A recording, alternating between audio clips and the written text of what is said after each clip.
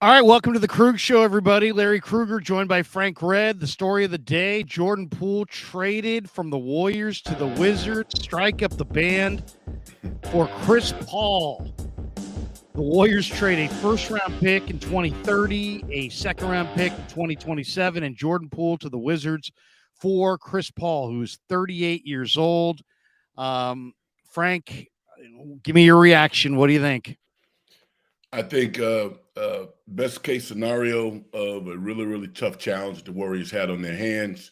They got to give Mike Dunleavy Jr. and his team a lot of credit because I think in a now world, and if you have the mentality that you are still in, the phase where you're challenging for a championship, I think this was a brilliant move. We've been talking about it for 7 months. Jordan Poole had to go. And the Warriors needed to find a way to get some money off of their books. I think this clarifies it. Paul makes $30 million. He's going to play 20 to 25 minutes a game at the two and off the ball. He's a complete professional. This is a brilliant move. I think it's going to help the Warriors. Bay Area Baller joins us as well. Chris Paul, a Warrior. Jordan Poole, a Wizard. 2 draft picks going with Poole to Washington. Baller, give me your thought. I'm not worried about the draft picks. It just came out. The first-round pick in 2030, way down the line, is top 20 protected. So if it does go, it's going to be at the end of the first. Now, I was of the mindset the Warriors had to make a big move if they wanted to get back to championship contention. Is this that big move that can vault them back into contention? I don't think so. It makes them better. I will say next year, having Chris Paul on the team as opposed to Jordan Poole makes the Warriors a better team. I know Chris Paul hasn't won a championship, but in my opinion, he's a winning basketball player. And controversially, to counter that, I know Poole, he helped the Warriors win a title, but there were times during that playoff run when the Warriors won the championship where Poole, he was almost unplayable. I mean, in the championship series against the Celtics, he didn't perform well. I wouldn't say he really vaulted the Warriors during that playoff run. In the short term, it does make the Warriors a better team. Does this make them have a better championship odds, as opposed to the Nuggets or the Phoenix Suns? I'm not quite there yet. But I think it improves the team. All right, let me give you guys my read on it. I think when Draymond Green opted out, that he basically, and then Steve Kerr came out and said, hey, if Draymond leaves, we're no longer a title contender. I think those 2 moves leverage this trade. I think Draymond had options, and, at the end of the day, I'm sure – there was talk, a couple weeks ago, they're going to trade Jordan Poole. Then a couple days before Green opts out, there's talk like, well, maybe Poole's going to stay. Then Green opts out. He's got options. If Green leaves, the run is over. And not only is the run over, Steph Curry's pissed, and maybe Steve Kerr wants out.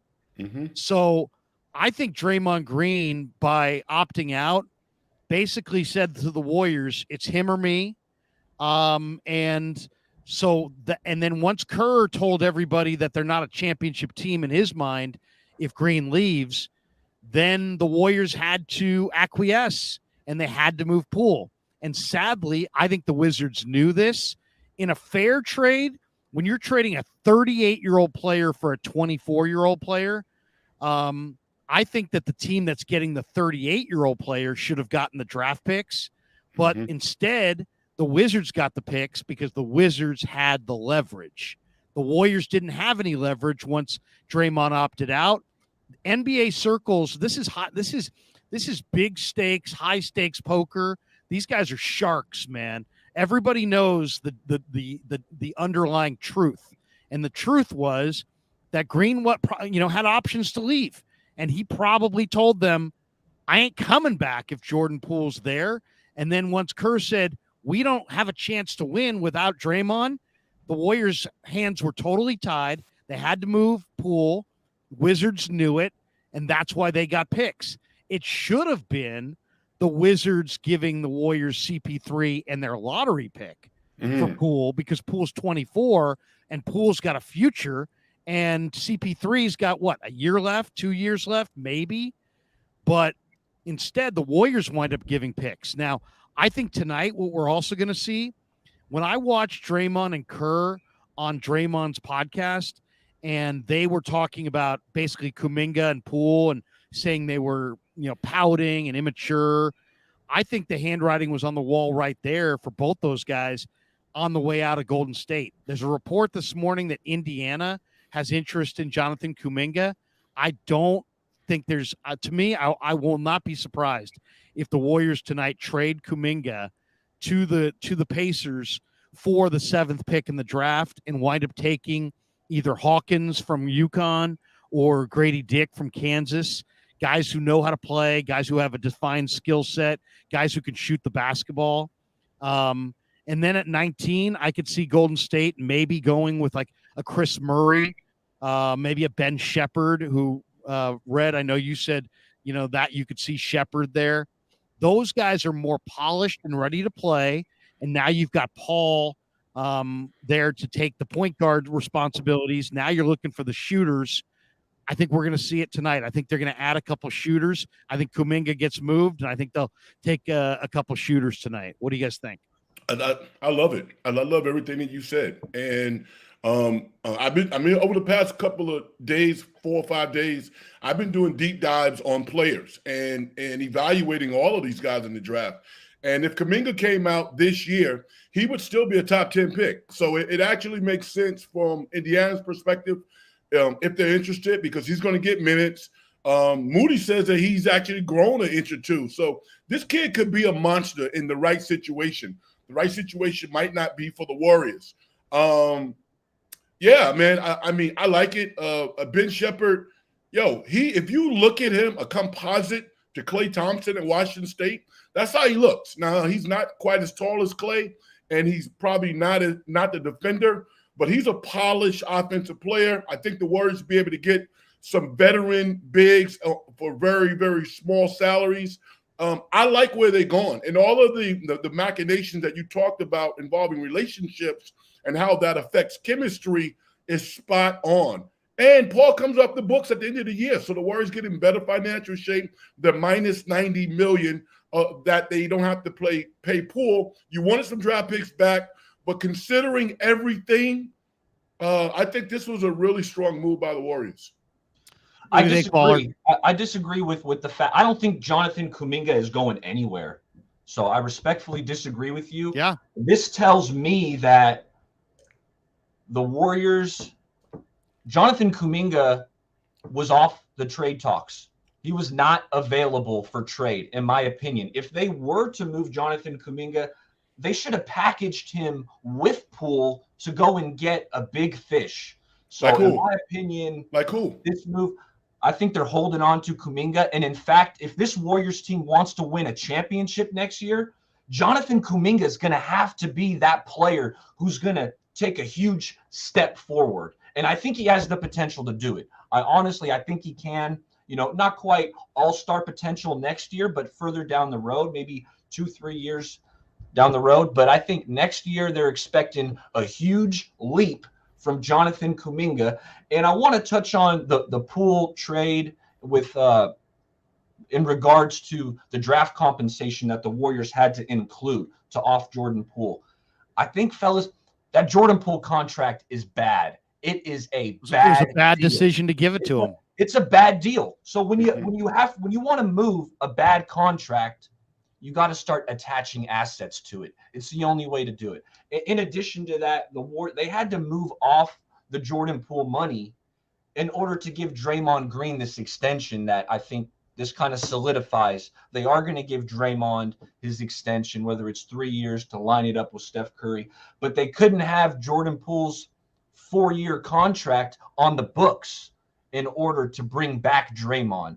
So I have a bit of a different read. I think Jonathan Kuminga's here to stay, and they're expecting a huge leap from JK. I don't have a problem with that. I don't have a problem with that.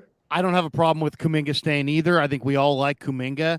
I just think that when they talked about guys pouting and not being professional, they were talking about Poole and Kuminga. Mm-hmm. And I personally think that I agree with you. I mean, I think Kuminga's got the sky's the limit. I think he's got huge potential.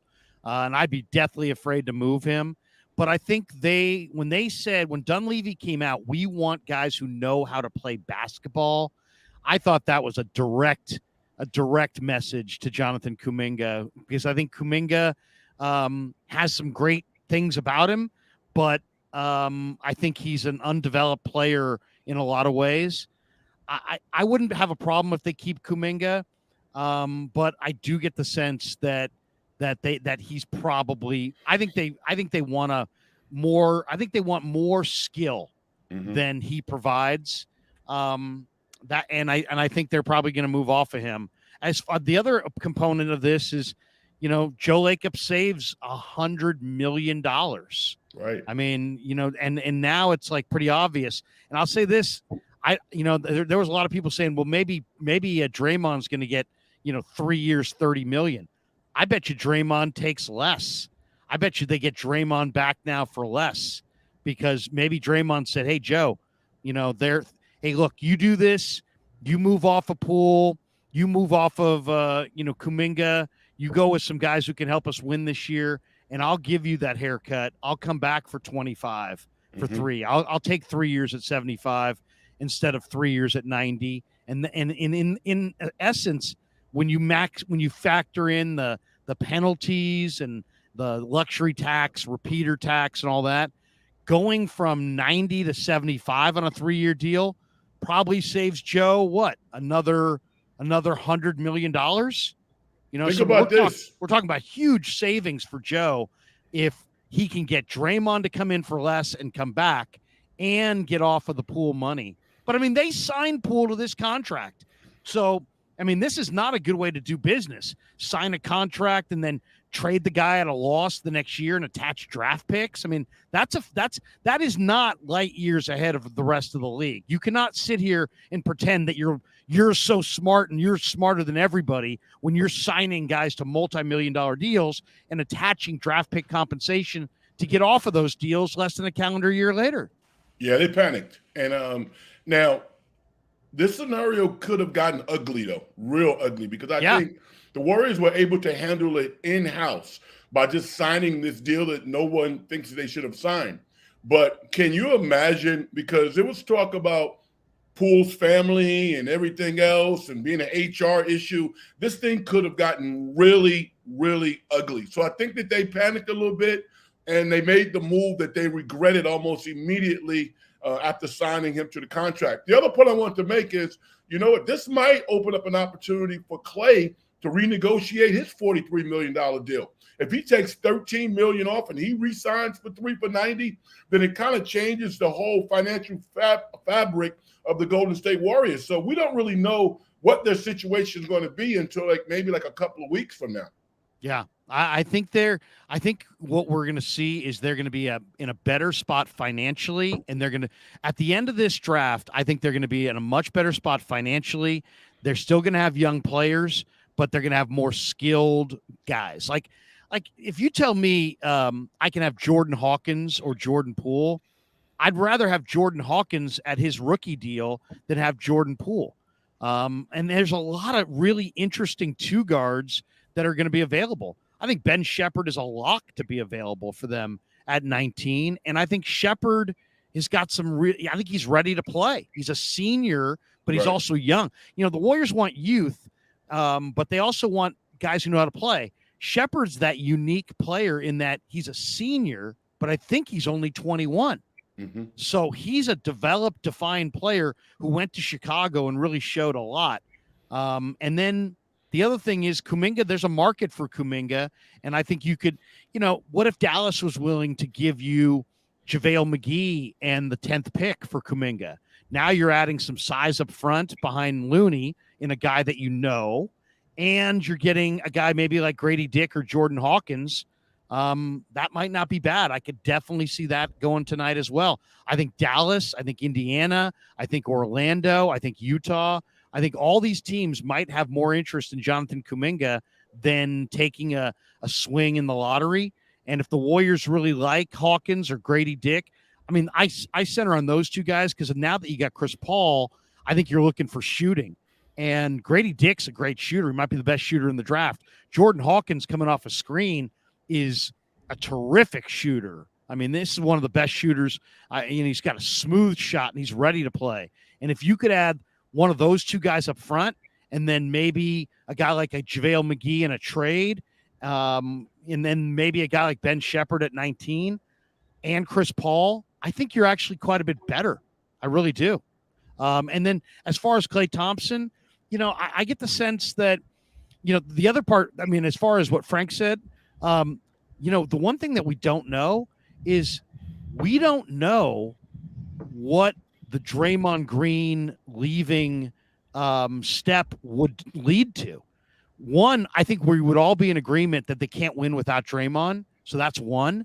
But maybe Kerr doesn't want to come back. And then what? Who coaches the team? Now you've lost your GM and your head coach. And here's the unthinkable, but think about it. What if Steph balked?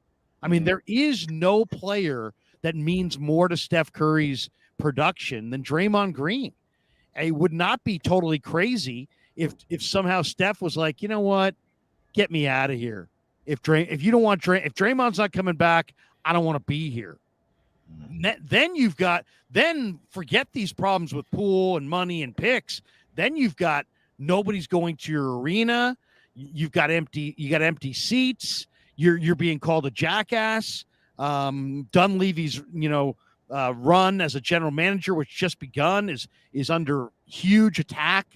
I know that sounds crazy, but this is high stakes poker, and guys who have power typically get what they want.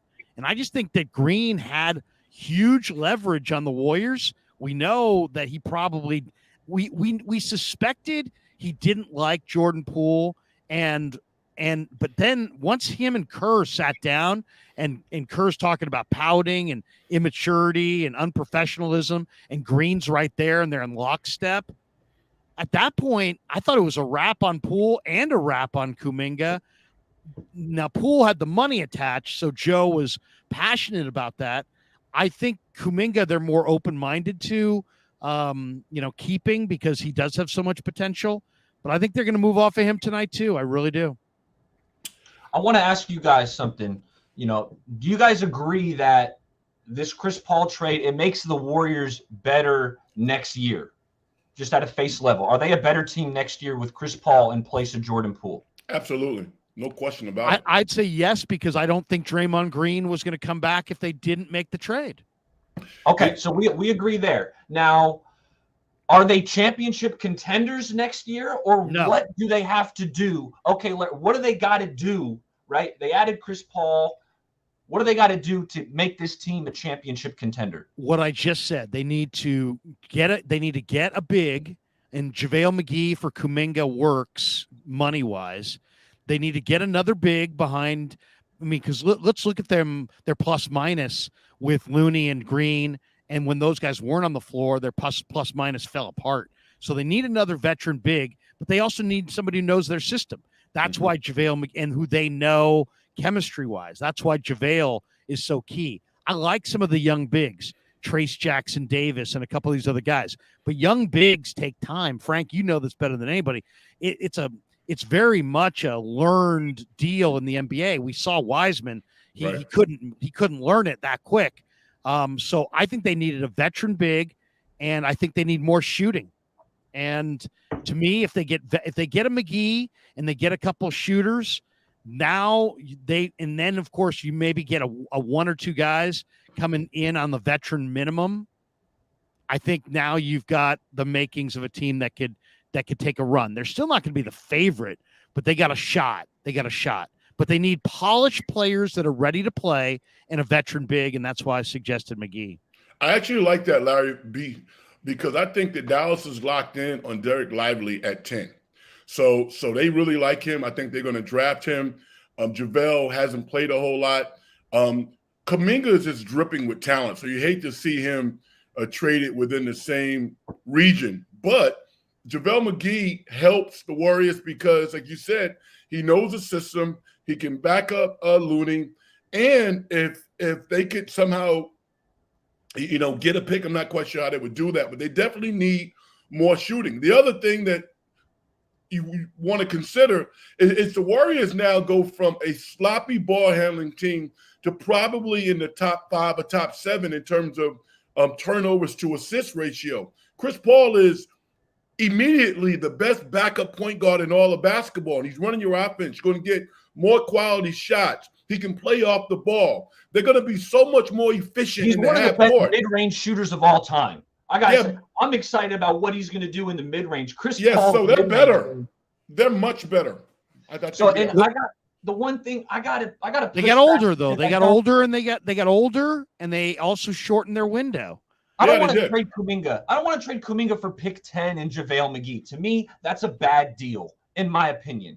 Because you're not getting pick 10. Yeah. I do not want to do that. I would not trade him for JaVale. Jordan Hawkins, what are we trying? I like Hawkins as a prospect. You mentioned he's phenomenal. He's a great shooter. Off the ball, he's running around screens and he can stroke it.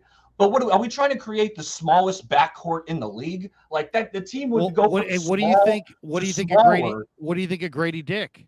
I like Grady Dick. In a lot of ways, if you told me that Mike Dunleavy was drafting Grady Dick, it's like, in some ways, he reminds me of Mike Dunleavy. He does. He does. And that's why I want to keep Kuminga. I would rather bank on Kuminga taking a big leap than trade. Why do you have so much confidence he's going to make that leap? We're getting another youngster. Like we're getting, Why do you have the confidence in Kuminga taking that leap? Tell me, what do you see from him that says, okay, I see this, and he's going to take a big leap? What do you see? Defensively, he's good on ball. Off ball, we got to see him keep his focus more. Really, I think Kerr's frustration with Kuminga was his intensity and attention to detail in terms of crashing the glass, right? We've talked about the play against the Kings where the 3-point shot bounced right to him, but he didn't go and attack the rim.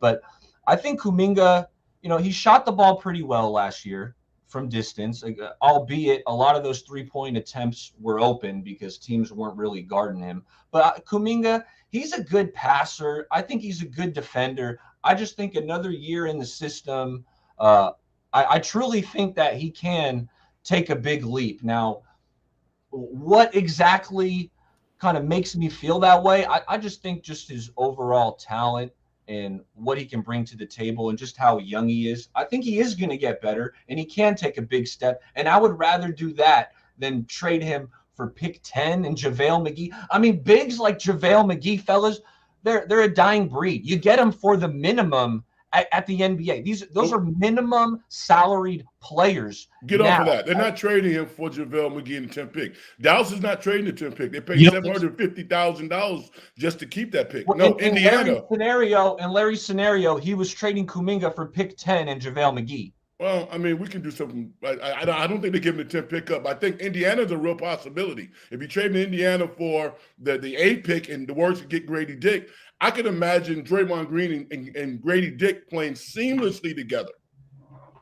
I can see that. It's an interesting thing. I do agree. I love Jonathan Kuminga. I really do. I think we all do. But look what happened in the playoffs. I mean, Steve Kerr just sat him down and made a decision that he couldn't play. Now, I think he's springy. He's got great potential, but there needs to be an investment of minutes. And I love Jonathan Kuminga. I would really hate to move off of Jonathan Kuminga, but when Dunleavy said we want guys who know how to play basketball, I thought that was a direct slap or a direct reference to Jonathan Kuminga that Jonathan's really talented but doesn't know how to play basketball. Really, I thought he said that in reference to the draft picks. They want to draft a guy who knows how to play basketball. I didn't take it as he was talking about players in his building. Well, but I mean, ultimately, I think he wants guys who know how to play. the one thing is, there's no way they're trading Jonathan Kuminga just for JaVale McGee. There's no way. Yeah. Indiana is the team that's rumored to be after Jonathan Kuminga. Who does, I'll tell you the one thing that would make sense to me, because I remember watching that draft when they took Moses, when Kuminga went 7 and they took Moses Moody at 14, and I believe 13 or maybe 12, Duarte. Indiana took with Chris Duarte. Yeah. And I could see Duarte on the Warriors. I know Joe loves Duarte. Duarte, I think, is more ready to play. What if you could get in Duarte's, his whatever value in the league has probably slipped a little bit because he's not coming off a great year.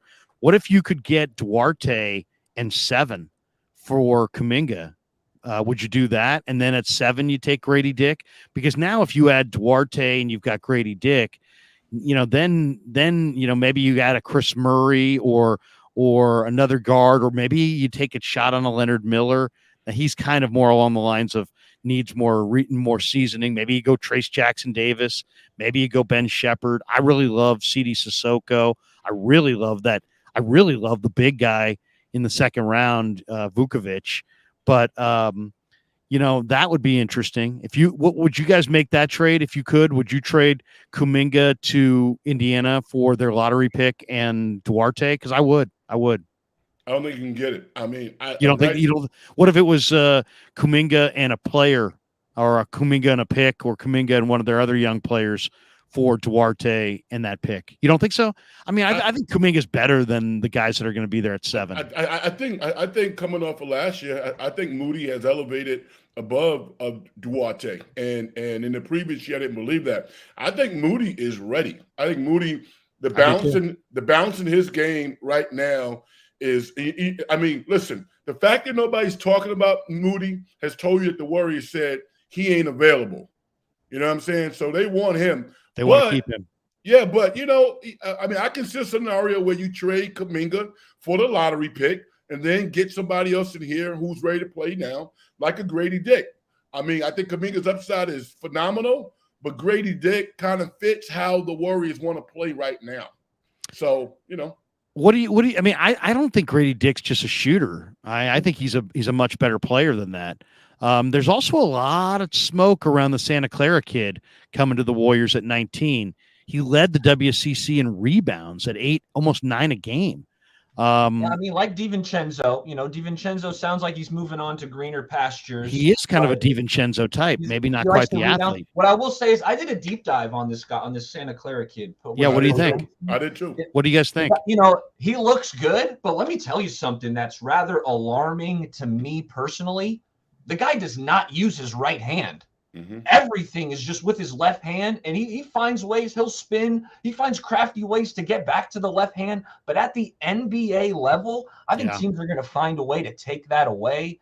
And really, I mean, I watched it was a 25-minute highlight reel on the Santa Clara kid. He didn't use his right hand one time. I know. I mean, no else is funny. I mean, now with that said, we can kind of joke about the kid. He's one of Duff's guys. He's local dude. He's going to be drafted in the first round, but I believe it's going to be somewhere between 23 and 30. So I don't think that we're killing the kid, but he's very left-handed. Yeah. And I didn't see him make one pass. And I watched a 20-minute tape. I didn't see him make one pass. Now, and he also kind of gathers the ball from his chest and he gets it up into a shooting position. So it's kind of, he's the antithesis of Grady Dick that catches it high and releases. But the kid can shoot. He's tough. And I respect the hell out of Herb Simdak. So if he come out of Santa Clara, I know that he was coached by one of the best coaches in the country. And also look at what Jalen Williams did last year.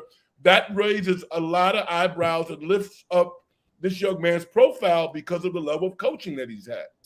My Rhino makes a donation. He says, can they afford Brooke Lopez, who would be perfect, in my humble opinion? That's kind of an interesting one. And then Irwin here says Duarte and Jalen Smith for Kuminga. Jalen Smith's the Maryland 6'10 forward who can shoot the rock. Brian Gavin says sign Kevin Love to a vet minimum deal. Draft a guy like Noah Clowney, who's a big man who can run. JD, I sent JD text inviting him on. He's en route to the arena right now. But I asked him for his reaction, and here's JD's reaction.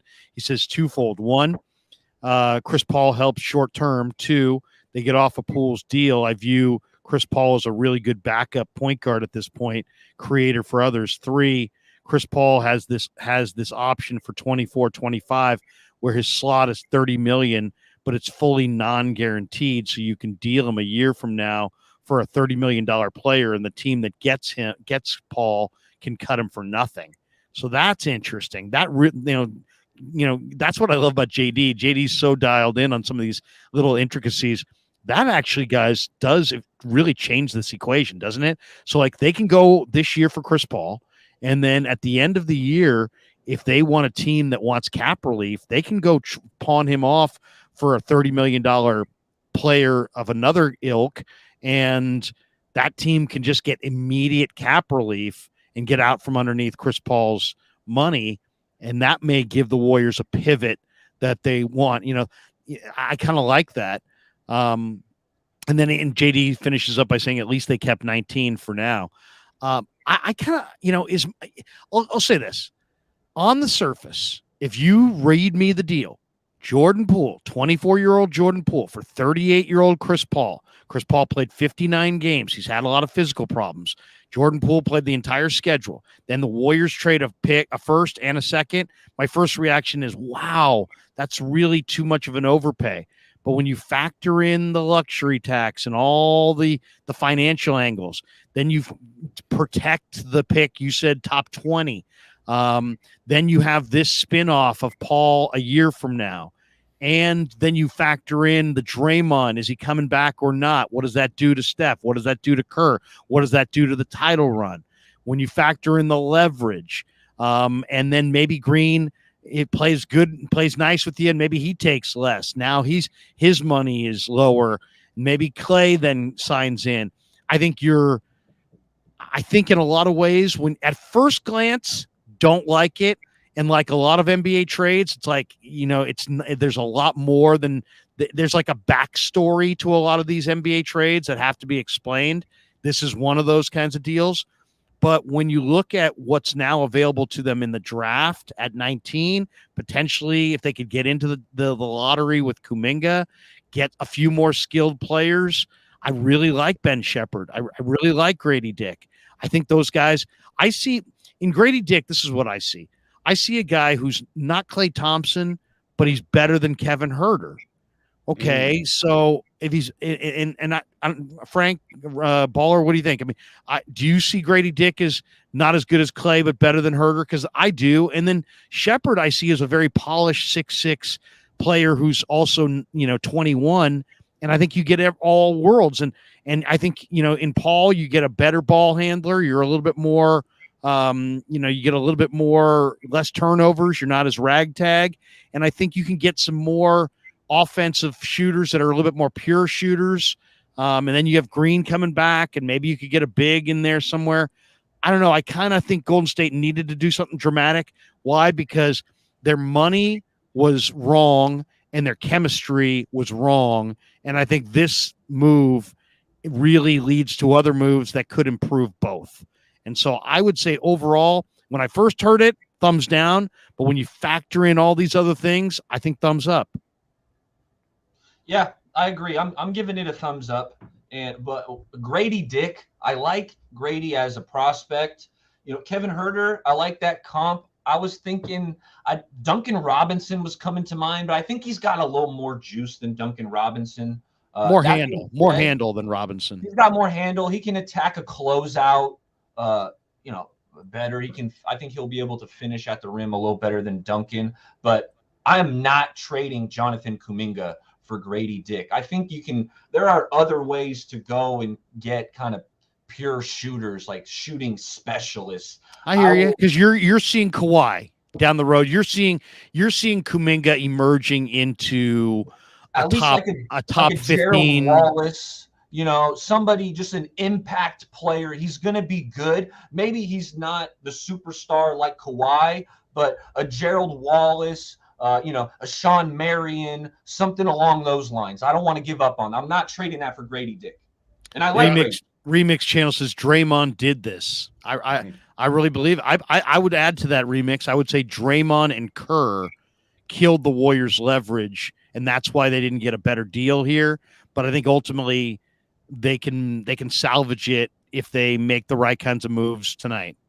Baller, I have no problem with your analysis, and again, I think the onus is on the Warriors to get more out of Kuminga because the talent is definitely there. I actually like Ben Shepherd better than I like Grady Dick right now because I think Ben Shepherd is more of a natural two, and he moves without the ball. I watched his tape. This dude looks like Klay Thompson. Grady Dick, I think, is going to get there because he came from Kansas. But I think it's going to take him a little while. The Warriors makes it easier for him to ascend to an NBA style of basketball. But right now, just in terms of value, I think the Warriors would do better to possibly keep Kuminga and draft a guy like a Ben Shepherd. Because I think Grady Dick's comp in NBADraft.net's website, guys, is Gordon Hayward. Yeah, that makes sense. Yeah, the one thing, I think that, to me, I see a guy who had a really low turnover rate for a freshman. I also see a guy that Bill Self said he was like the best shooter he's ever recruited. He's recruited some big time guys. He's not an elite athlete though, and it would be really difficult to trade Jonathan Kuminga, who is an elite athlete, for Grady Dick. But, I like Grady Dick a little bit more than Jordan Hawkins. I like Hawkins though. I think Hawkins is really nice, and I really like Ben Shepherd quite a bit. It's made tonight a really interesting, and I hope both you guys are still available to come on after the draft tonight and chop it up, because I think we're going to get some answers to a lot of the questions that we are posing in this live stream. New Dawn Red October says, so what Larry is trying to say is that after talking mad shit about our new GM, he basically liked his first major move. I don't even know what Mike Dunleavy is as a GM. I'm not talking trash about Dunleavy. I'm saying that let's not pretend that the Warriors, that the owner and the owner's kids are not involved. And I don't like nepotism or guys who basically are vaulted into a position, especially in operations or, football or baseball or basketball operations that don't have a background in it. I really believe that there's a lot to be learned there. And it's not necessarily just because you're my kid, the owner's son suddenly has all this genius. I think it's unlikely, but it's not impossible that the owner's son couldn't have a great eye for talent. I don't know. To me, it's just a little, and I said it when I tweeted it. I said, you know what? The new regime for the Warriors, it's the equivalent of a dice roll. If you don't, it could work out fabulously, or it could be hit and miss and very, very bad long term. And all I was saying is all of these possibilities are out there before people start celebrating, oh, Joe Lacob's this and Joe Lacob's that. Let's not forget, Joe Lacob inherited Steph Curry. They would have no titles without Steph Curry. So that was kind of my overarching point. It wasn't meant to be an attack on Mike Dunleavy. I don't know what Mike Dunleavy is going to be. Nobody does, right? But I do know that nobody else was hiring him as the GM. He's never been a GM, and he has no track record. And this is one of the most, one of the biggest, most valuable franchises in all of sports. And to make him the general manager without interviewing any outside candidates, to me seemed like maybe the motivation for that is he knows our culture, and our culture is I am the owner and I get to make the decisions, and I am the owner and my sons get to have a say. And I don't know that is, it's not working for the Dallas Cowboys. So I don't know that would be a great situation. I would love to see where it has worked. I can point to teams where it hasn't worked. I don't know that anybody can point to anywhere where it has worked. But I'm all ears. So, and I'm open-minded. I just, on the surface, and I love Bob Myers as a person, but I don't think Bob Myers was the greatest GM of all time. I really don't. I think he was hit and miss. But I do think that Jerry West is a great personnel evaluator. I did think that Nelly and Larry Riley were great personnel evaluators. And I don't think it's accidental that those three gentlemen had the biggest hand in assembling this dynasty cast. And I don't think it's accidental. Do you guys? No, I mean, listen, when you look at NBA history, Don Nelson is one of the greatest talent evaluators in the history of the league. I think overall, you would say Bob Myers has done a good job, but I think equally his strength is in building relationships with people. Mm-hmm. And I think that's really where I think he really made his mark. Yeah. In terms of evaluation, like you said, he had some hits and he had some misses. So, Dunleavy, man, I mean, this first move, thumbs up, and we'll see what happens from here. But to think that the owner and the owner's sons won't have any say-so in how this organization moves forward is ridiculous. That's why they set it up the way that they did. If they just arbitrarily interviewed general managers and hired that person and gave them a big-time salary that gave them autonomy, they wouldn't like it that much. So they set this up how they wanted it to go down.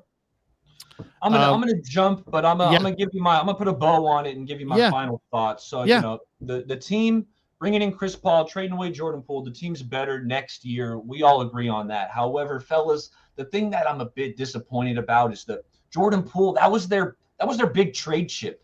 I mean, him and Kuminga, but ideally in a package together due to Jordan Poole's salary and Kuminga's potential. That was their big trade chip.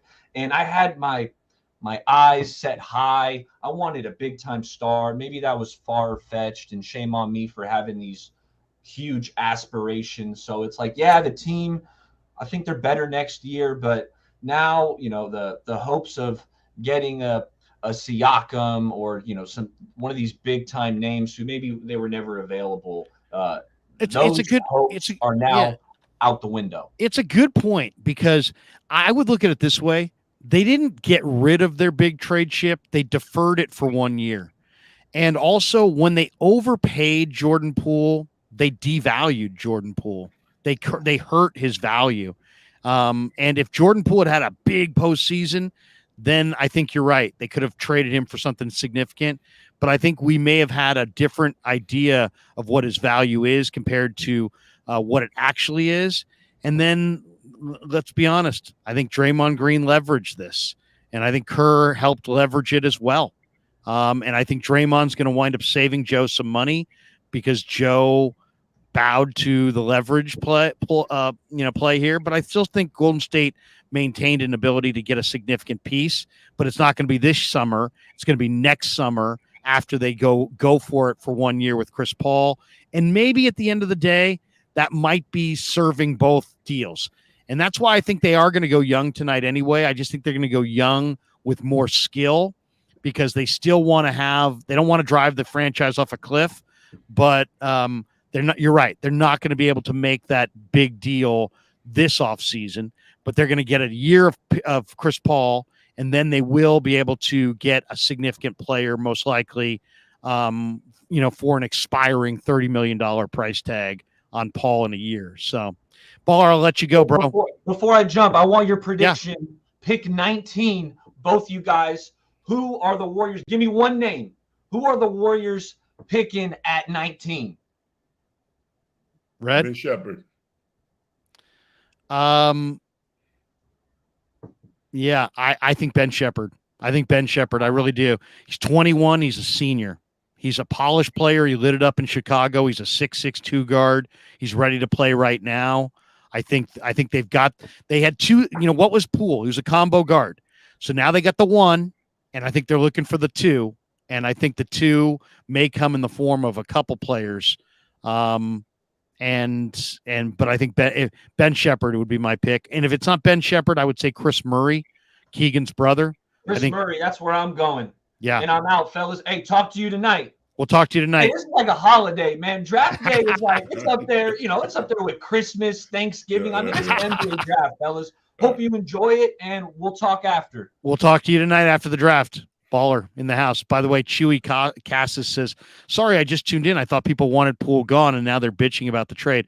I don't think we're bitching about the trade. We're just throwing a lot of different angles out. I think all of us, as I just said, I don't like the trade if it's just on the surface, a 1, a 2, and 24-year-old Poole for 38-year-old Chris Paul. But I want Draymond back, and this is the way to get him back. And I want to take one more shot at winning a title under Steph. And this goes in that direction. And I think the lever, and then when you look at the ability to pivot in a year off of Paul, that's a nice little edge. When you look at the improving the Warriors' chemistry, I think that's huge. I think not ending the dynasty right now is a big edge. And then also, I'll say this: I don't think we know how Steph Curry was going to react, or how Steve Kerr was going to react if Draymond was gone. And where this is a nightmare is if Draymond still leaves. If Draymond still leaves, it's a nightmare. Would you agree? Oh, absolutely. I think that's unfathomable. I mean, for me to think about that, that's earth-shattering in terms of basketball terms. I like the deal. I do, for everything that you said. I think Chris Paul is a consummate professional. He's a grinder. I think he realizes now that less is more for him. Financially, I think it works for Joe. And anybody who's fans generally don't look at it from that perspective. They look at it for who's on the – no. Money is a big deal. All right? We're talking hundreds of millions of dollars. And even in terms of flexibility, the Warriors – don't have their mid-level exception now. They can't go out and buy second-round draft picks anymore. Right. So being in financial strife really restricts them, and they put the gauntlet down and said, you know what, we got to get better, but we got to get our books in order. And I don't think fans really get that, but they should. If they're really fans, they're looking at everything involved in this operation in totality, and they had to get their books right while at the same time trying to get better. They did that. And I look at Jordan Poole as a broken player. Mm-hmm. I mean, he loves to do what he's not good at.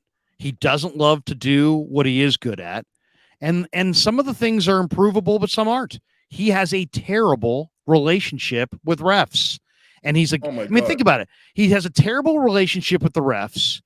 And his game should be, I'm beating you off the dribble, drawing fouls, and going to the line. That kills the value. And then when you see him copying Steph with these deep heat check threes, when he's shooting 25% in the playoffs, he shot them out. I mean, and not only that, against the Lakers in the final series of the year, Jordan Poole, who's a 94% foul shooter, went to the line 4 times in 6 games. You got to get to the line, and he's never going to go to the line in mass because, one, he doesn't want the contact. He'd rather hoist deep threes. And he doesn't have the ability to draw fouls because he pouts to the refs, and it's not going to get better. So they signed him to that contract, and the minute they did, they made his value less. This is a correction on that, and it still gives them a chance to win this year. And I do think tonight they're going to pivot off of Kuminga. I do understand Baller's reservations, because I have reservations too. I think I would rather not move Kuminga. And still wind up with a big-time shooter.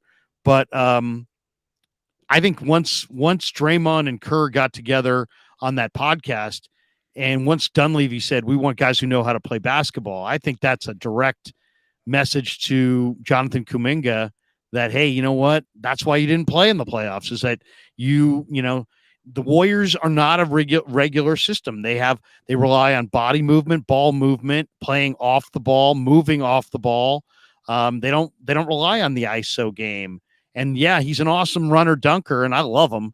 And I was doing cartwheels when they drafted him, and I would rather keep him, but I could understand if they moved off of him and drafted a skilled player in the lottery. So we'll see.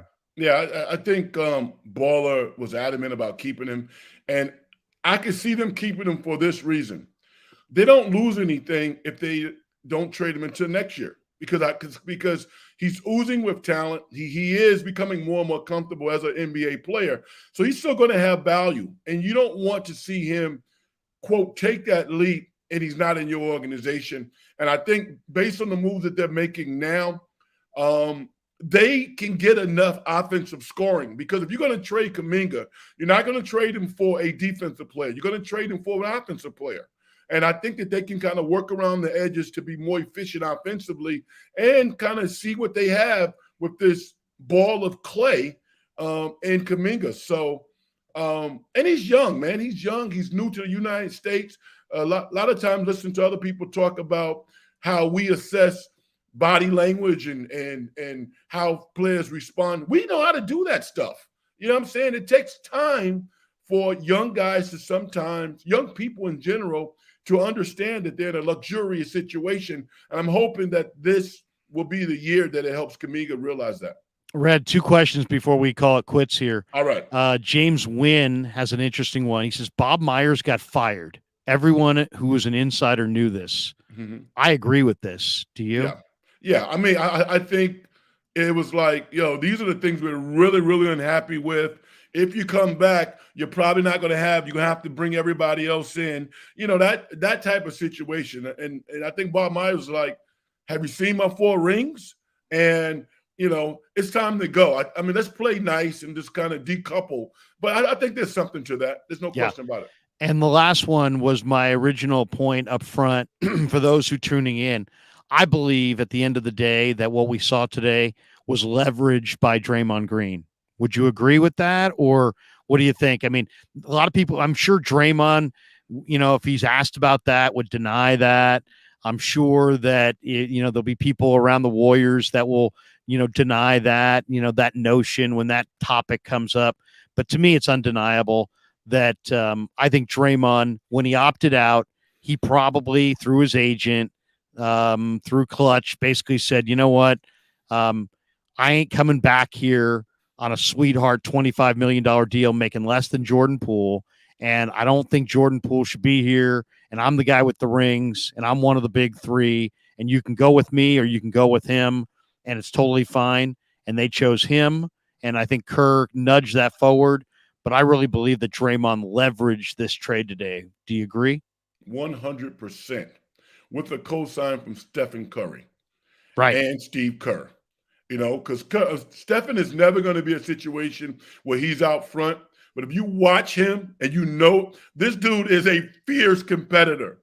And that little shrug, to Jordan Poole, why are you shooting the ball when I'm right here wide open, says it all. So I think you're spot on, man. I look forward to talking to you tonight. Yeah, and also this last chat kind of intrigues me. Nacho Business 691, which I like the way that sounds. He says, if Mike Dunleavy's any good, he'll figure out a way to get the Thompson twins on the Warriors in the draft. They're Oakland kids. Do you have any opinion on those 2 twins? There's also Sai Satzes from Locked On has been kind of pushing that narrative that one of the, is it Osar, I guess maybe the guy who's projected to go a little bit lower could be on the Warriors wish list. I don't love the idea of moving off Kuminga for one of them, but what do you think? I did a deep dive on both of them. They have the worst tape among any NBA draft prospects. It's a terrible tape.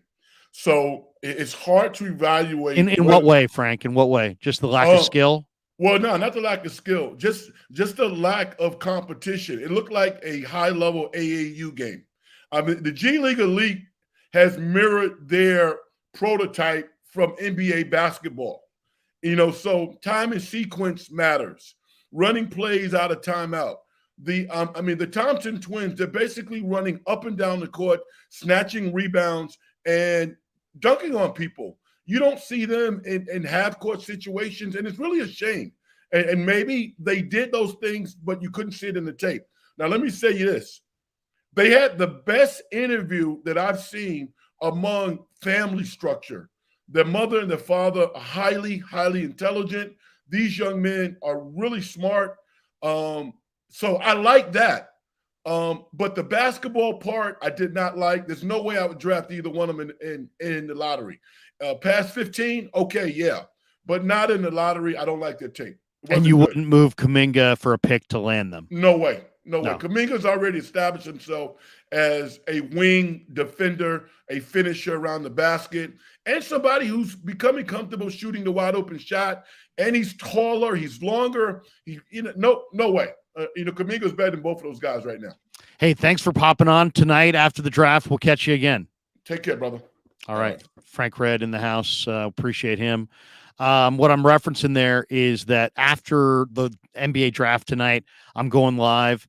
We'll have John Dickinson in the house. We'll have Eric, Bay Area Baller, Eric Price. We'll have Frank, maybe Carl Foster, Cyrus. We'll do a full breakdown, maybe even Rye tonight.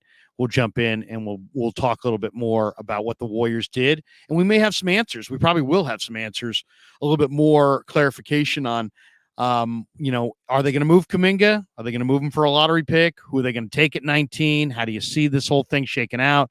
So all that coming up tonight on the Krueger Show. All right, we have over 300 people in the room. I appreciate you guys jumping in at a moment's notice. Let me thank the sponsors, and we'll bolt for the door. Join me with Cyrus Satsis on his Locked On Warriors show coming up this afternoon as well. But first, a word from our sponsors, MarinAutoGlass.com, 415-883-3030. We're also brought to you by New York Style Italian Sausage and, of course, Telmetrics, and the title sponsor of the Krueger Show, a Pig and a Pickle, the best barbecue in all of Northern California. 2 locations, Emeryville and Corte Madera. Here's what they look like in Marin.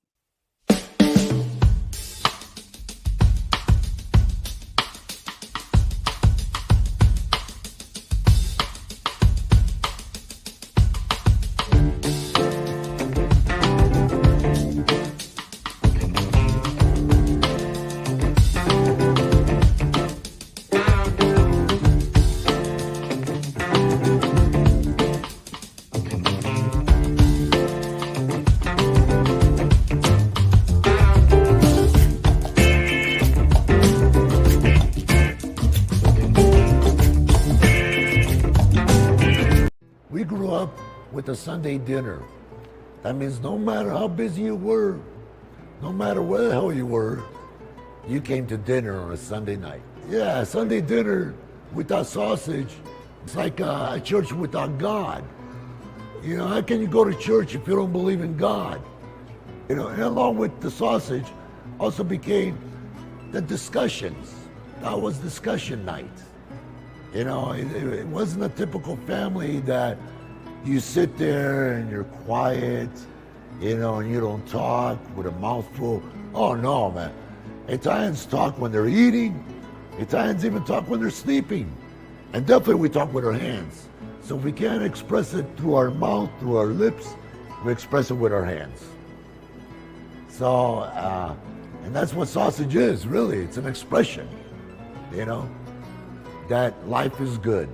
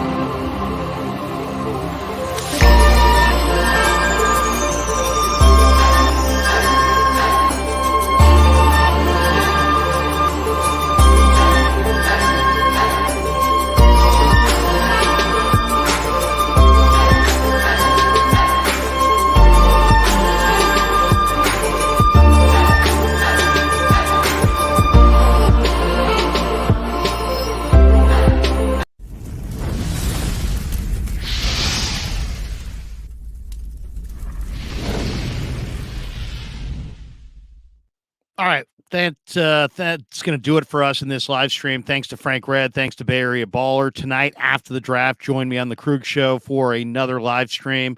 We're hopefully going to have maybe even Damon Bruce tonight. Just texting back and forth with Damon. So Damon, Cyrus, JD, Baller, Red, maybe Carl Foster, maybe Smitty. We'll have a full house tonight after the draft, breaking down whatever the Warriors do tonight. A very interesting move for sure.